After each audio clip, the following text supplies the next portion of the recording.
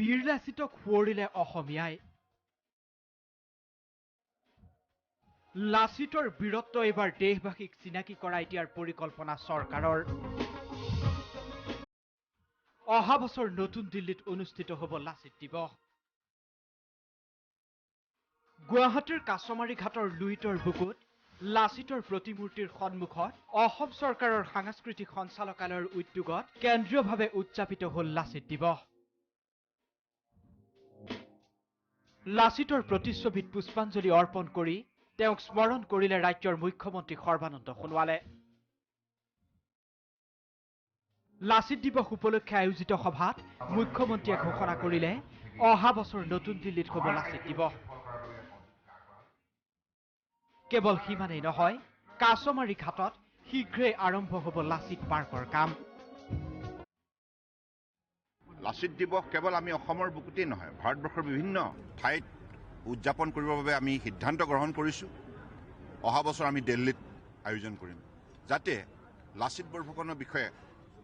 ভাৰতবৰ্ষৰ জনগণে অধিক জানিবলৈ সক্ষম হয় পাৰ্কখন হ'ব ইয়াতে কাৰণ স্মাৰ্ট চিটিৰ ভিতৰতে অন্যতম কম্পনেণ্ট হিচাপে এই পাৰ্কখন সন্নিৱিষ্ট কৰা হৈছে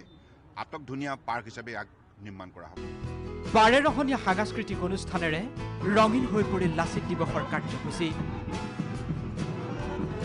প্ৰদৰ্শন হ'ল লাচিতৰ জীৱন ভিত্তিক এখন নাটক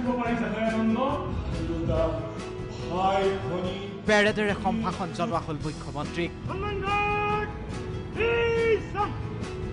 শৰাইঘাট দলঙৰ সমীপত লুইতৰ বুকুত দেখা গ'ল SDRFৰ বিশেষ কলা কৌশল উল্লেখযোগ্য যে এই অনুষ্ঠানত ভাগ ল'লে ৰাজ্যৰ আৰক্ষী সঞ্চালক প্ৰধানৰ লগতে বহু ৰাজনীতিক বিশিষ্ট ব্যক্তিয়ে